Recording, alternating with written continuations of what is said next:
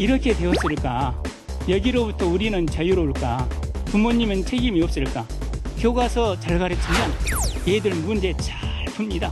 선생님이 딸립니다.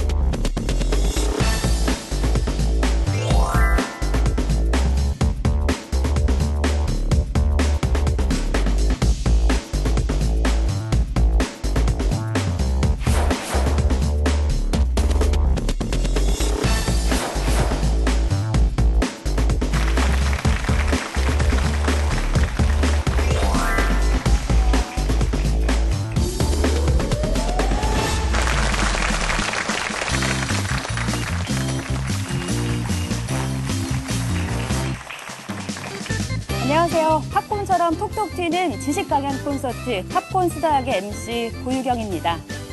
2009년 교육 개정 과정의 일환으로 작년이죠. 2013년부터 스토리텔링 수학 교과서가 도입돼서 각 학년군별로 적용되고 있습니다. 다들 알고 계실 텐데요.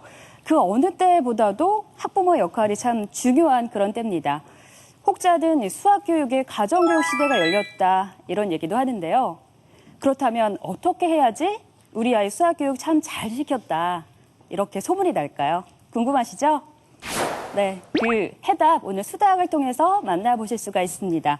저와 함께 즐거운 수학교육법을 전달할 오늘의 특별 패널 소개해드리겠습니다.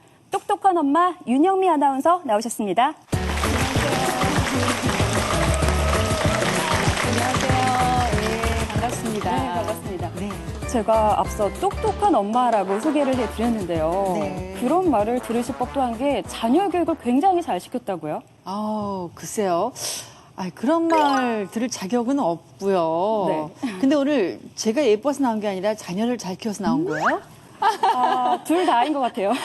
예. 저는 사실 뭐 잘한 게 거의 없는데 저희 아이들이 스스로 잘 큰 것 같아요. 지금 미국에 있거든요. 이제 17살, 18살인데 큰아이는 그 PSAT 네. 그러니까 모의고사 같은 건데 거기서 좀 이렇게 아이비리그에서 관심을 많이 표명을 했어요. 그 정도고 그다음에 둘째 아이는 그 뉴욕주에서 그 수학 시험이라는 게 뭐 어떤 시험인지 자세히는 뭐 말씀드리기 그렇고 네. 그 시험에서 2과목 다 만점 받았어요. 스스로 하기에 잘 내비두면 좋겠지만 쉽지가 않잖아요. 맞아요. 네, 오늘 네. 강연자분께서 그 도움 말씀 해답을 주실 것 같습니다. 어머님들 이분에 대해서 좀 궁금한 점이 많으실 텐데요. 스토리텔링 수학의 지필자 안병곤 교수님 나오셨습니다.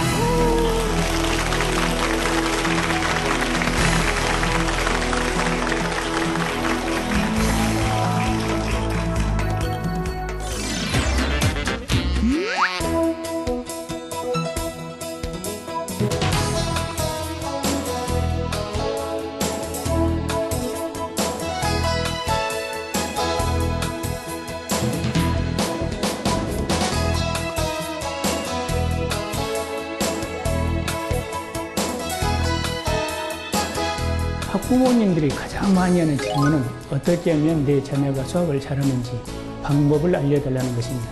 수학에는 지는 길이 없습니다. 기본에 충실하는 것이 최고로 수학을 잘하는 방법입니다.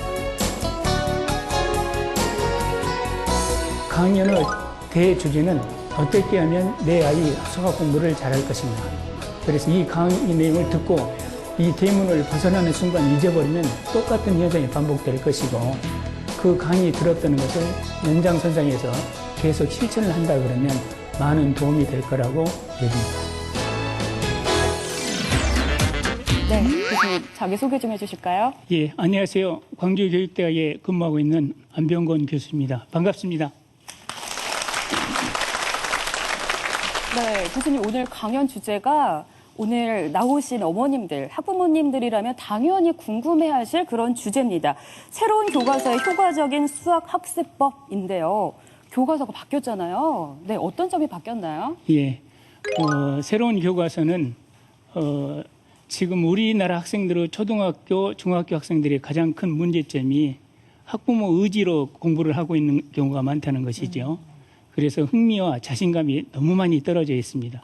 그래서 그런 부분을 보완하기 위해서 단원의 도입부에 스토리텔링 형식을 가미했고, 그리고 단원의 끝부분에 가면 그 스토리텔링 단원에 대한 이야기라든지 놀이라든지 체험마당을 통해서 훨씬 더 그 단원의 깊은 지식을 알 수 있도록 그렇게 구성한 것이 가장 큰 특징입니다. 연극으로 치면은 관람만 하는 게 아니라 무대 위로 올라가서 같이 연기를 직접 하는 참여할 수 있는. 그런 공부법이 새로 나왔다는 얘기인가요? 예, 예.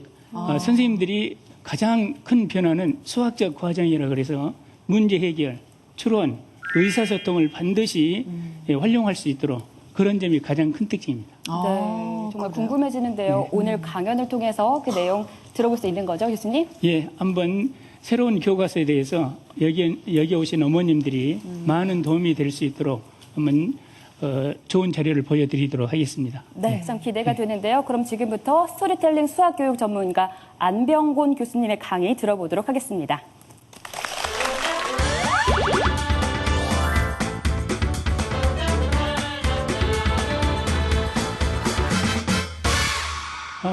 먼저 여기 스크린을 보면 오늘 제가 강의해야 될 내용이 들어 있습니다. 어떻게 하면 우리 아이 수학을 잘할 수 있을까? 그래서 제1부에서는 수학교육 현실에 대한 이야기를 하도록 하겠습니다. 그리고 제2부에서는 그러한 현실을 바탕으로 해서 구체적으로 바꿔질 수 있는 방법은 무엇일까? 그거를 대안을 설명하도록 하겠습니다.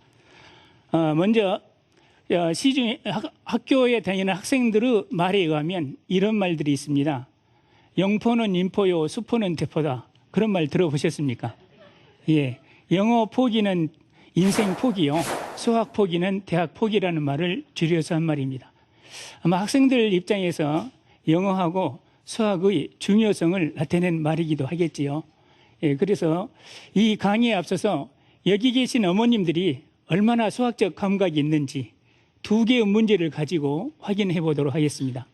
이 확인하는 방법은 주로 뒤쪽에 있는 어머님들을 대상으로 물어볼 테니까 특별히 좀 조심하시기 바랍니다.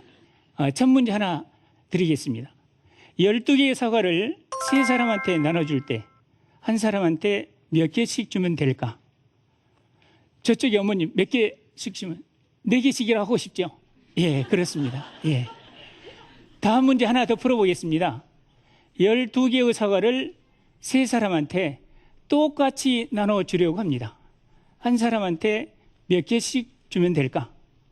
그 아까 대답했던 어머님 또 그것도 4개죠? 예, 그럴 것입니다. 우리는 똑같이라는 말이 있으나 없으나 똑같이 4개 줍니다. 윤리교육을 잘 받아서 그렇죠. 그리고 1번 문제는 고등학교 2학년이나 3학년 때 배우는 중복 조합에 관련된 문제입니다. 2번 문제는 초등학교 3학년 때 나오는 나눗셈에 관한 문제입니다. 우리 애가 문제는 그렇게 많이 푸는데 성적이 안 좋더라. 공부하는 방식이 매번 저런 방식으로 했기 때문에 그렇습니다. 그래서 우리는 수학에 주어진 문장은 모두가 의미가 있습니다. 하나하나 잘 분석을 해야 된다 그 말입니다. 그러면 이제 또 그림이 하나 나올 것입니다. 이 그림을 보면 어렸을 때 아마 어머님들의 자녀분들 초등학교 저학년 때 모습이죠. 꿈 많았던 시절의 이야기입니다. 저 때의 꿈이 얼마나 푸르렀습니까? 다음 사진 보겠습니다.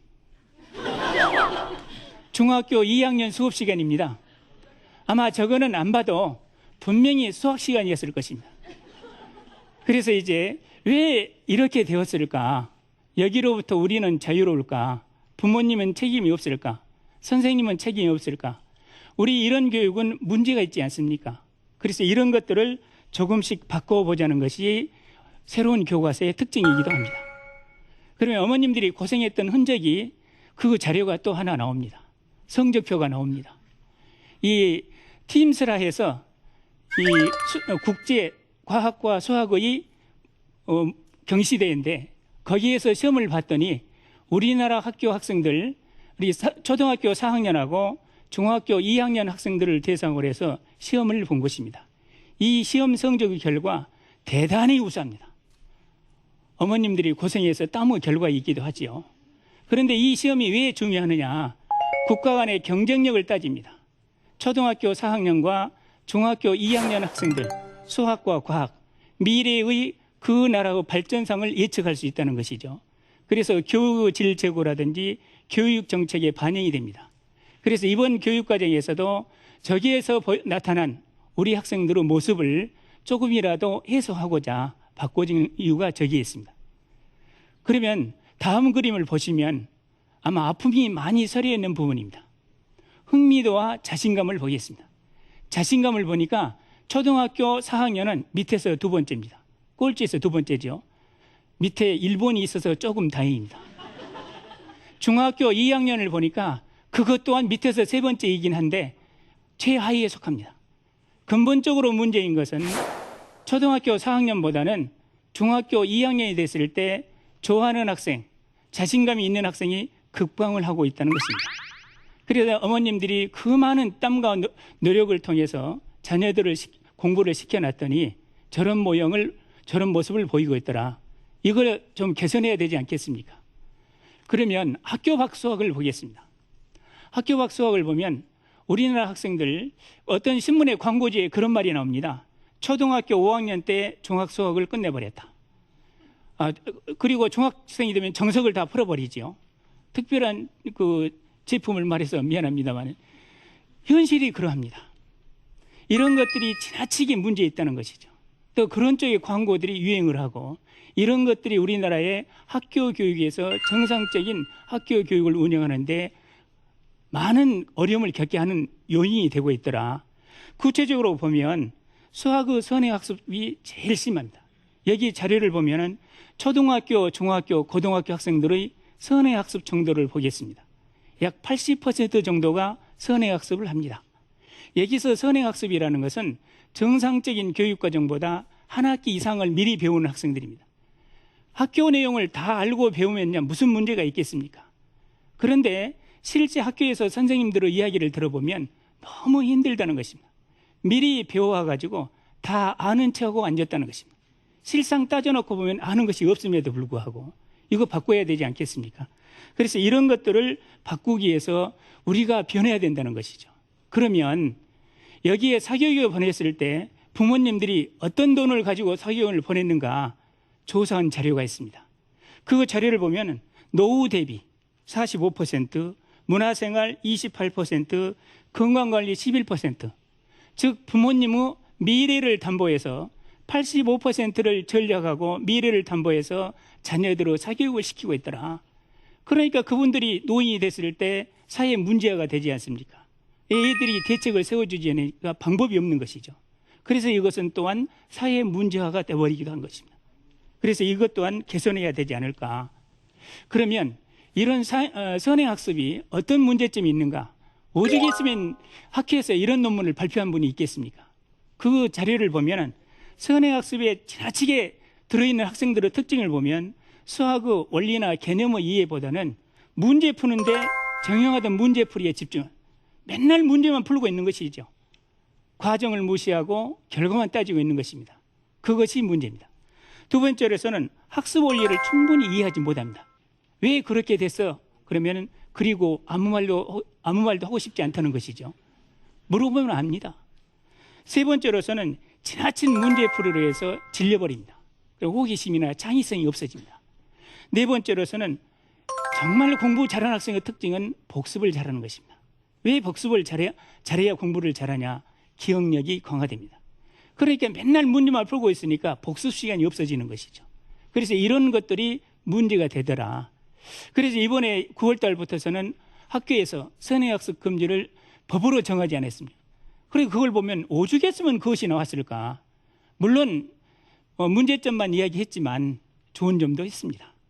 그중에는 피치 모달 사정에 의해서 학교 교육을 놓쳤다든지 무슨 말인지 못했다든지 그런 학생들이 받는 거야 무슨 문제가 있겠습니까? 그런데 80% 학생이 거기에 가 있다는 것은 교과서를 차라리 바꾸는 것이 낫지 않습니까? 그래서 이런 것들은 문제가 있는 거다. 그래서 이거에 대한 개선 방안을 찾자는 것이 새로운 교육과정의 특징이기도 합니다. 그러면 이 구체적으로 수학을 싫어하는 요인들은 무엇이 있을까? 그거에 대해서 알아보도록 하겠습니다.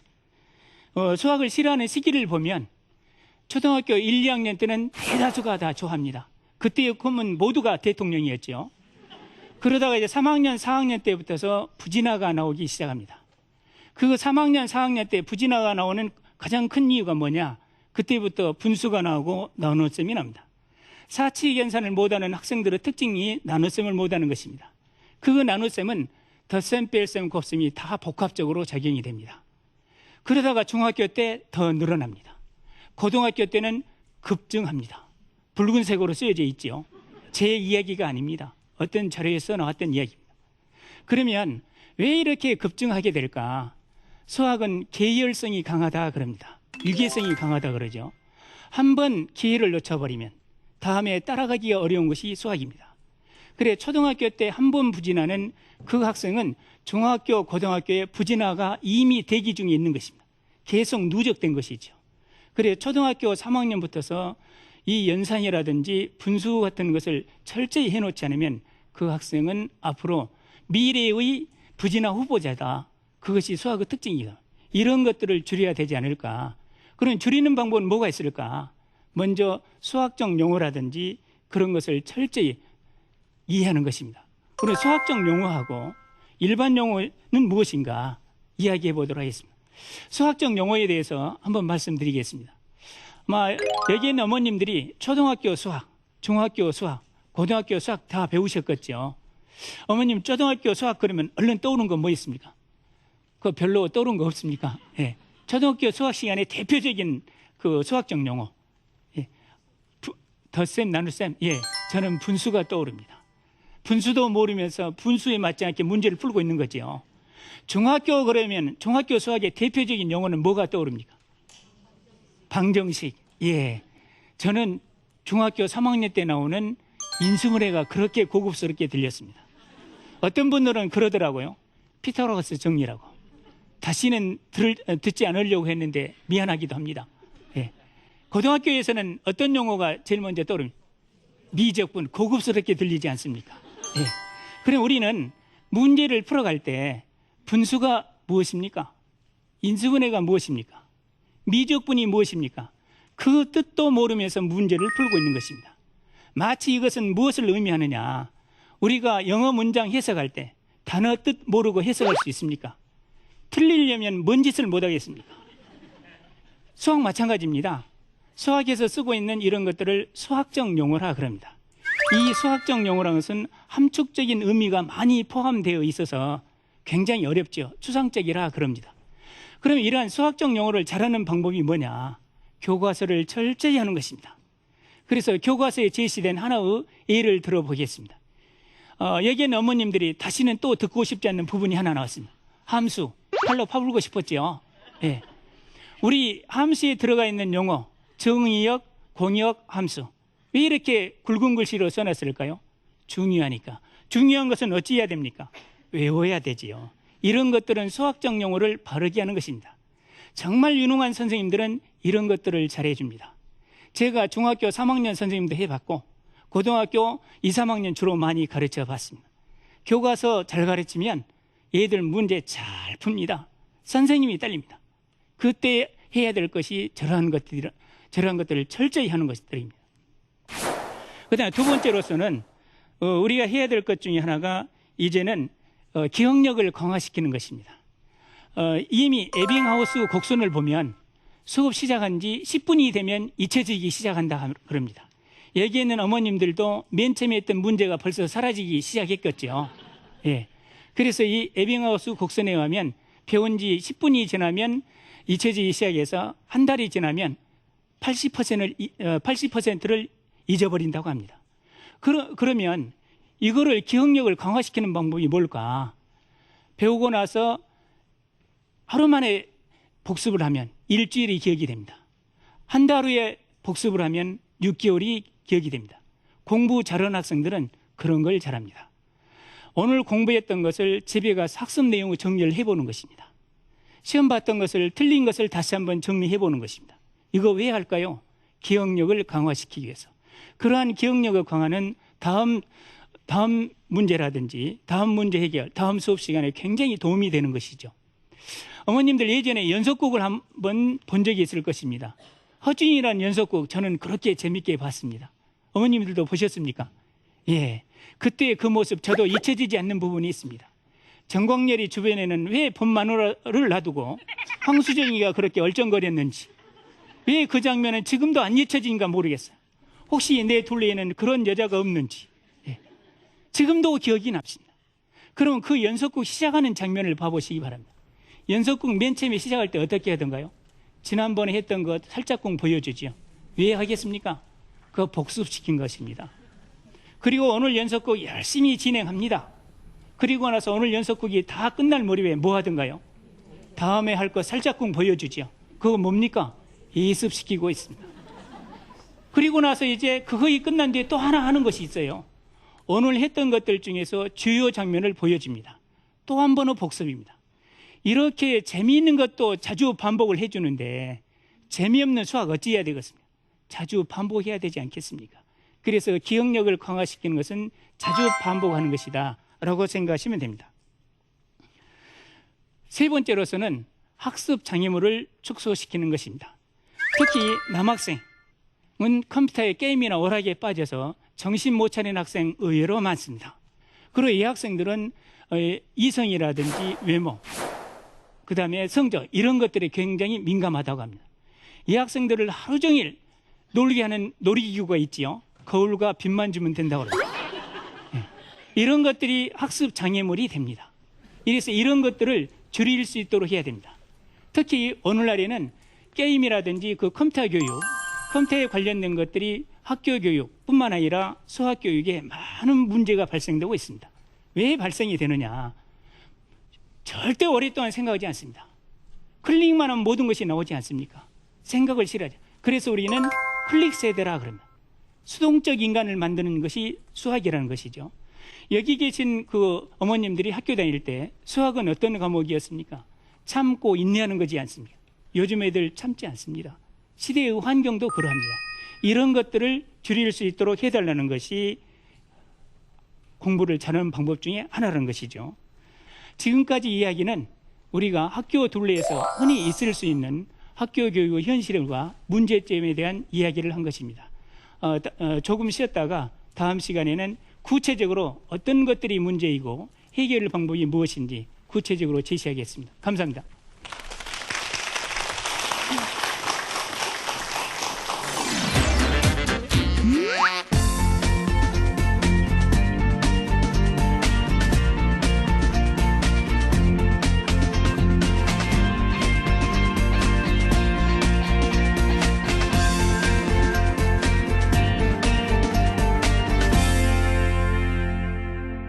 네, 지금까지 안병곤 교수님의 일부 강연, 우리나라 수학교육의 현실에 대해서 들어봤습니다.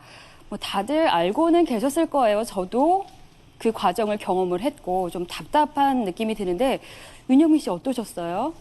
전 참 반성을 많이 했어요. 그러니까 예습 복습을 많이 해야 된다 이런 얘기는 정말 어려서 너무 많이 들어왔는데 알면서도 저도 선행학습에 참 아이들을 이렇게 달달 볶았거든요. 네. 남들 다 하니까 괜히. 근데 그것보다는 복습이 더 중요했구나. 복습을 제가 많이 놓친 것 같았어요. 네, 그리고 맞아요. 이제 여기 보니까 뭐 이성 간의 문제, 컴퓨터 뭐 이런 거 저희 아이도 그렇거든요. 가로수길에 자기 애인은 아니고 이제 사귀는 뭐 여자친구 팔찌, 커플 팔찌 이런 거 사러 나가자.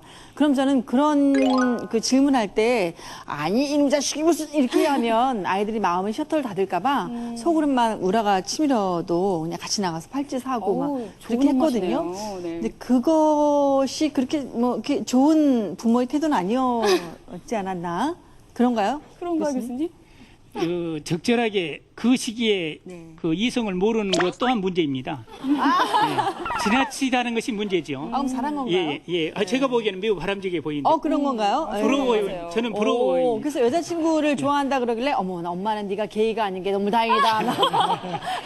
예, 괜히 막 그렇게 좀 제가 좀 오버하지 않았나 싶기도 하고. 근데 제가 어렸을 적에 이렇게 이런 선생님을 만났더라면 얼마나 제가 수학을 잘했을까. 포기하지 않고 수포자가 되지 않고 참 아쉽네요. 왜 이렇게 네. 늦게 나타나셨어요? 그러니까요. 네. 이제 수학교육의 현실을 확인을 했으니까 이제 해결 방법을 찾아봐야 되겠죠. 어떻게 하면 내 아이에게 올바른 수학 공부법을 가르쳐 줄 수 있는지 그 실천편 이제 들려주실 거죠? 예. 네, 2부 강연에는 어떤 내용이 준비되어 예. 있나요? 2부에서는 학생들이 흔히 보일 수 있는 오류, 그 오류들에 대해서 구체적으로 해결 방안, 그런 것들을 설명해 드리도록 하겠습니다. 네, 예. 박수로 맞아보겠습니다.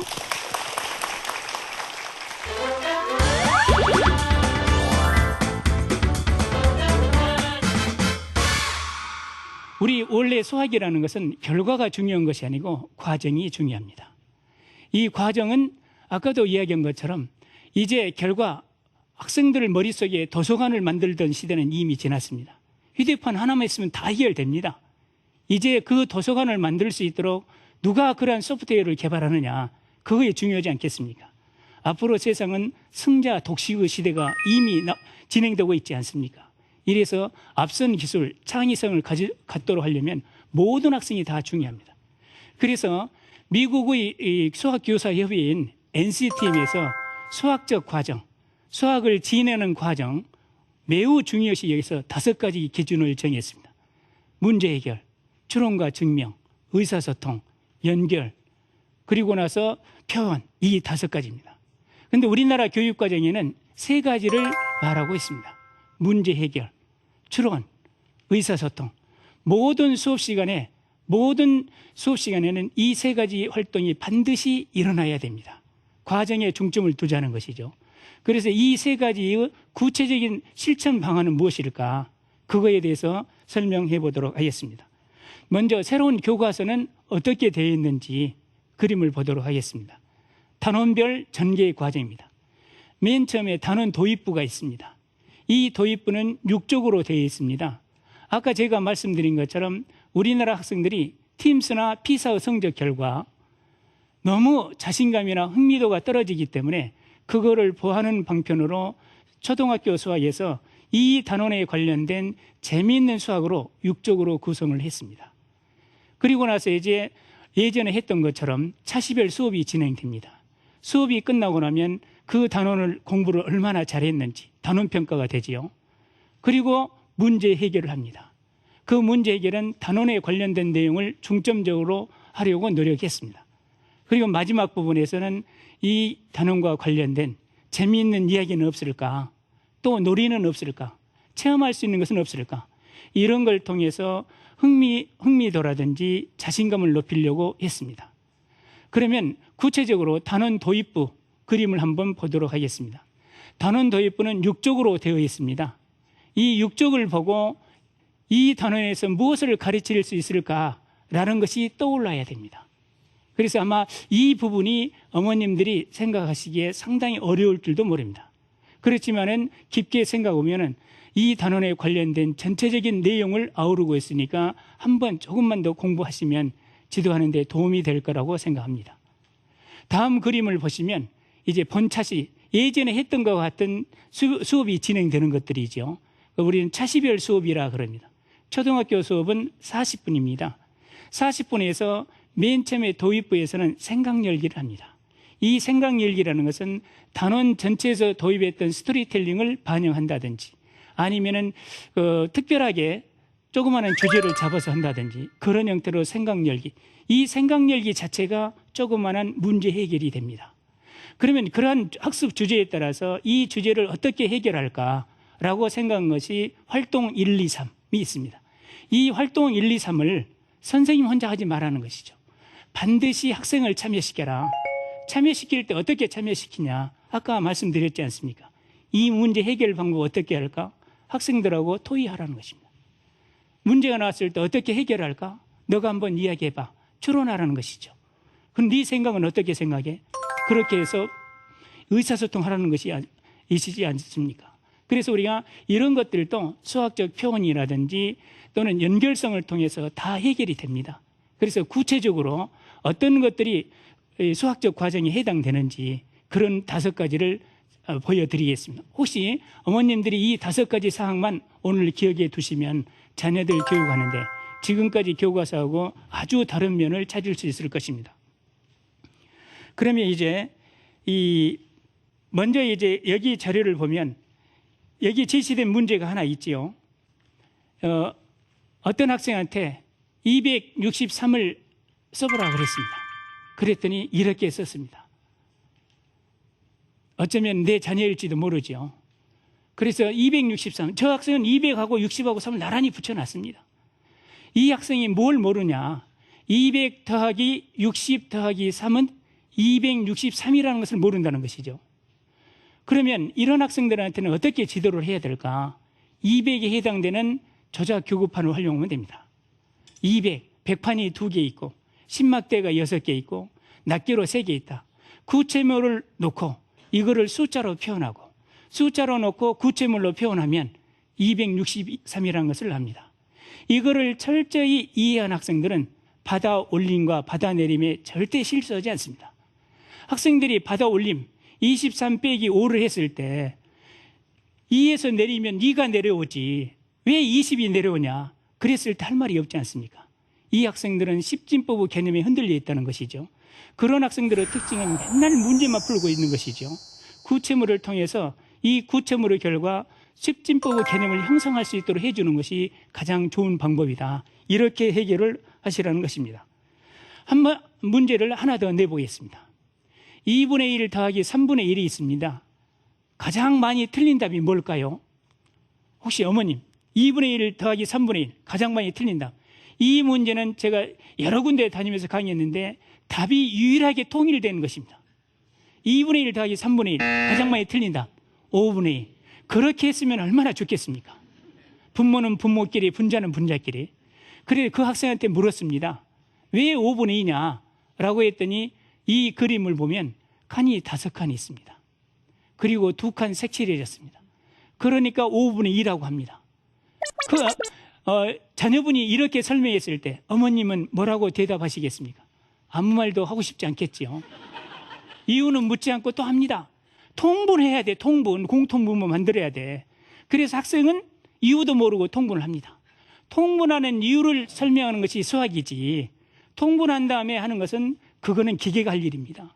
그래서 통분을 했습니다. 그 다음 그림을 보면 통분한 그림이죠.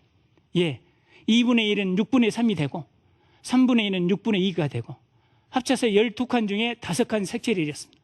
그래서 그 학생은 또 12분의 5라고 했습니다. 이 학생 또 어찌해야 되겠습니까? 이 학생이 흔들려 있는 것은 4학년에서 흔들려 있기 때문에 그렇습니다. 그래서 공부를 잘하는 학생들은 앞뒤 관계를 잘합니다. 앞에 배웠던 학생을 우리는 흔히 선수학습이라 그럽니다. 다음에 배울 것을 후속학습이라 그럽니다. 그럼 어머님들이 설명할 때 어떻게 설명을 하셔야 되냐 하면 어제 어머님이 피자 한 판을 사놨다. 동생이 3분의 1 먹고 너가 3분의 1 먹어라. 그럼 모두 얼마 먹었냐? 그거는 절대 틀리지 않습니다. 우리 학생들은 돈이나 먹을 걸로 하면 틀릴 가능성이 굉장히 낮아집니다. 그래서 4학년 때 이미 3분의 1 더하기 3분의 1은 3분의 2라고 배웠거든요. 그랬을 때 분모를 통일했을 때 계산이 가능하다는 것을 배운 것입니다. 그런데 5학년 때 2분의 1 더하기 3분의 1을 분모를 같게 한다는 것은 또 잊어버린 것입니다. 그것이 복수부 필요성이기도 합니다. 그래서 어머님들은 4학년 때 흔적을 다시 한번 되새겨주면 그 학생은 충분히 이해하게 된다라는 것들이 됩니다. 그러면 이제 두 번째로서는 수학적 추론에 대해서 설명하겠습니다. 여기 문제가 또 하나 나갔습니다. 너무 문제를 많이 내서 미안합니다. 그런데 수학 선생님 문제 안 내고는 할 일이 별로 없지 않습니까? 여기 문제를 보면 관역판이 있습니다. 이 관역판에다가 6번의 화살을 쐈습니다. 그랬을 때 나올 수 있는 점수가 아닌 것은 그랬습니다. 이 문제를 어머님들이 집에 가서 5학년 이상인 자녀가 있으면 한번 물어보시기 바랍니다. 물어봤더니 그 애가 대답을 잘하더라. 그러면 아빠를 닮은 것입니다. 대답을 못하더라. 그러면 엄마를 닮은 것입니다. 그래서 절대 나무 탓을 하시면 안 됩니다. 여기에서 그 애가 설명할 때 어떻게 설명하겠습니까? 점수들이 모두 다 홀수입니다. 홀수를 6번 더하면 어떻게 됩니까? 짝수가 되지 않습니까? 보기 중에 홀수를 다 버리더라. 그리고 최하 점수가 1점이지 않습니까? 1점 6번 맞으면 6점이죠. 6점 미만 버려야 되겠죠. 최고 점수 9점이지 않습니까? 6번 맞으면 54점이죠. 넘은 거 버려야 되죠. 그래 답이 나오더라. 이렇게 설명하더라. 내 아들이, 내 딸이 대단히 수학적 감각이 풍부한 것입니다. 그 애는 절대 스스로 공부하는 법을 배우면 수학 엄청나게 잘하려고. 이런 것이 추론입니다. 문제를 풀어놓고 근거를 제시하더라. 이런 것들을 수업 중에 해달라는 것이죠. 이것이 수학적 추론이 됩니다. 그 다음에 수학적 연결성에 대해서 설명을 하겠습니다. 초등학교 1학년 때 2 더하기 3은 5라고 배웁니다. 전깃줄에 참새가 2마리 있습니다. 3마리 더 날아왔습니다. 모두 몇 마리일까요? 그러면서 시작되지 않습니까? 그때만 해도 수학을 다 잘했었지요. 그러다가 2를 5번 더하면 2 곱하기 5라고 하죠. 그래서 그거는 초등학교 2학년 때 나옵니다. 덧셈을 이용해서 곱셈을 배웁니다. 그러다가 2를 100번 더한다. 어떻게 표현해야 되겠습니까? 2 곱하기 100. 얼마나 간단 명료합니까? 이거의 수학의 진수이기도 합니다. 그런데 이제 중학교에 올라가 보면 중학교 1학년이나 2학년 때 가면 지수가 나옵니다. 2를 5번 곱하면 어떻게 쓰면 됩니까? 2의 5제곱이라 그래서 지수가 나오죠. 그것 또한 덧셈에서 시작이 된 것입니다. 2를 100번 곱하면 어떻게 써야 되겠습니까? 일일이 써야 되겠죠. 저렇게 2의 100제곱 간단 명료하지 않습니까? 그런데 고등학교 2학년 때 가면은 다시는 생각하고 싶지 않는 수학적 용어 노구 나오지 않습니까? 2의 100제곱은 몇 자리 수인가? 확실히 푸는 방법이 하나 있습니다. 일일이 100번 곱하면 나옵니다. 그런 분들이 시험 보고 나서 하는 말이 있죠. 문제는 쉬운데 시간이 없었다고. 네. 그런 분들은 꼭 받아 올림을 몇 번 틀릴 것입니다. 저기에서 지표와 가수가 나옵니다. 그래서 우리는 덧셈에서 로그까지는 모두 연결이 된 것입니다. 수학은 암기 과목이 아니라 이해를 중심으로 이루어지는 것들이다. 그 과정별로 특색이 있기는 합니다.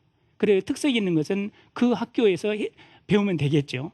이런 것들이 이제 아까 말했던 연결성에 해당되는 것들입니다.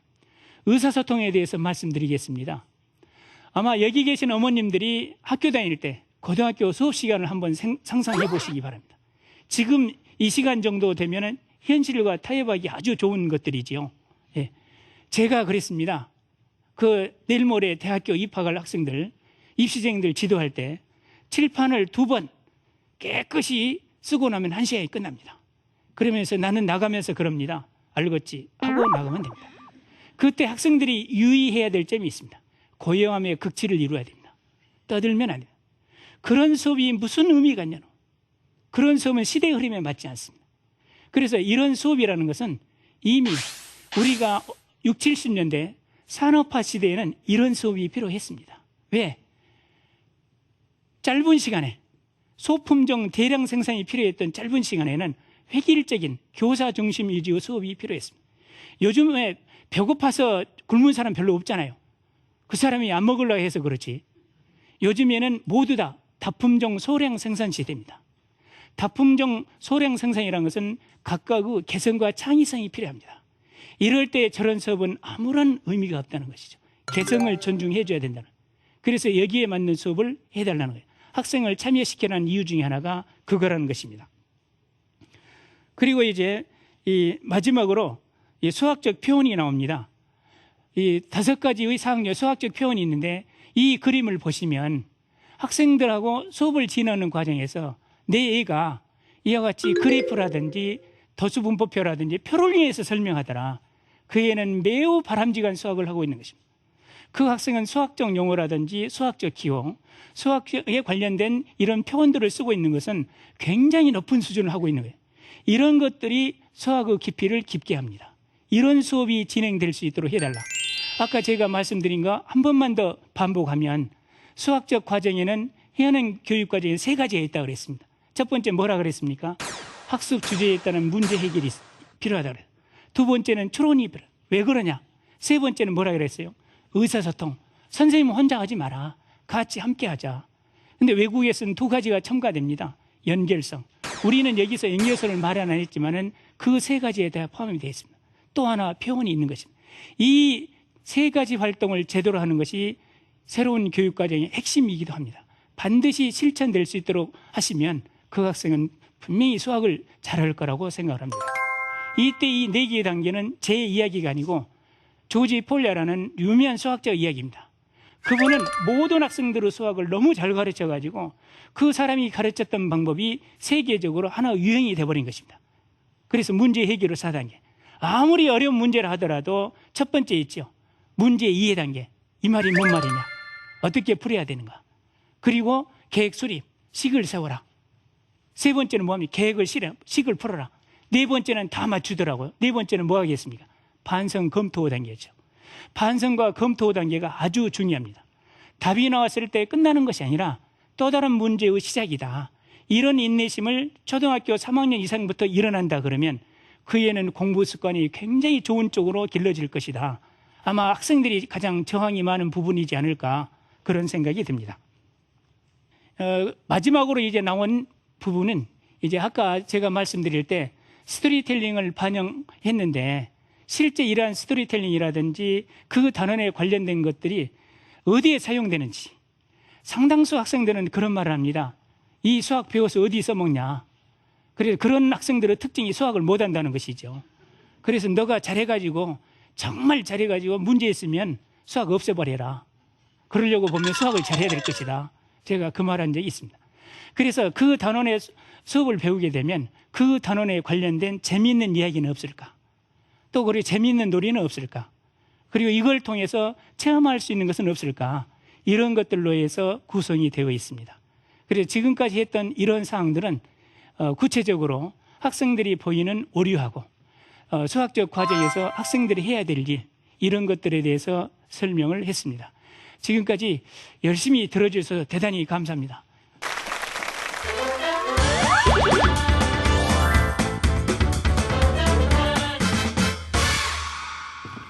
네, 교수님 강연 참 잘 들었습니다. 마지막에 해주셨던 말씀이 기억에 남는데요. 수학이 능동적인 참여가 가능한 그런 즐거운 학문으로 발전하기를 저도 참 바라는 마음입니다. 무엇보다 학부모들의 역할이 가장 중요할 텐데요. 윤영민 씨, 청중들의 질문 한번 받아볼까요? 네, 그럴까요? 궁금하신 점 많을 것 같아요. 우리 왜 이 공부 상담 이런 것도 요즘 굉장히 비싸더라고요. 그렇죠? 그러니까 오늘 굉장히 좋은 기회인 것 같은데 나 이거 안 물어보면 오늘 정말 후회할 거야 하는 질문 혹시 있으신가요? 예, 선생님 말씀 아주 잘 들었고요. 많은 도움 되겠고요. 저도 애가 이제 중학교 3학년, 초등학교 5학년 두 아이의 엄마인데, 그러니까 열심히 시키고 본인들도 열심히 하려고 하는데 왜 그 실수가 있잖아요. 그러니까 뭐 다른 과목에서도 근데 이제 수학 같은 건 잠깐만, 그러니까 문제 이해력이나 뭐 연산 같은 거 살짝만 해도 실수인데 왜 실수라고 그냥 치부하기에는 왜 실수도 실력이다라고 이제 다른 분들께서 말씀도 하시면서 그런 부분을 어떻게 잡아줘야 되는지 그게 제일 제가 안타깝고 그러니까 다 알고 가서 어려운 문제는 풀어오는데 엉뚱하게 이상한 데서 한번 삐끗 예 그렇게 하다 보니까 굉장히 그러니까 속상하고 저도 속상하고 아이도 이제 그러니까 그런 부분을 어떻게 좀 잡아줘야 되는지 그게 제일 걱정이었거든요. 빈번한 실수는 실력입니다. 그리고 실수는 한두 번이고 그 학생들의 특징 중에 하나가 절대 풀이보다는 머릿속으로 셈할 가능성이 높습니다. 반드시 수학은 절차를 밟아야 됩니다. 아까 문제 해결의 4단계가 힘들고 어렵겠지만 그런 것들이 몸에 비했을 때 정말 어렵고 힘든 문제를 스스로 해결한다는 것이죠. 또 하나는 중학교 3학년 수학이 너무 중요합니다. 거기에는 아마 어머님들도 다시는 듣고 싶지 않는 단원들이 있어요. 삼각비, 피타고라스 정리, 원과 비례. 학생들이 엄청 싫어하는 부분입니다. 교과서가 중학교 3학년 수학 교과서가 그처럼 잘 된 부분은 없습니다. 그래 그 부분도 철저히 좀 마스터해서 아마 실수 그런 것들을 잘하면 실수가 줄어들지 않을까. 그래 정 실수가 반복되면 벽에다 붙여놓으라 하십시오. 아침 저녁으로 볼 때마다 미안해서라도 다음에 실수 안 할 거 아니겠습니까? 정말 예, 공부 잘하는 학생은 그렇게도 합니다. 그 틀린 문제를 붙여놓으라고요? 그렇죠. 예. 오, 네, 저도 오늘 방법이네요. 궁금증이 해결됐네. 저희 아이도 몰라서 틀리는 게 아니라 문제를 덤벙거리면서 잘 못 읽는 거예요.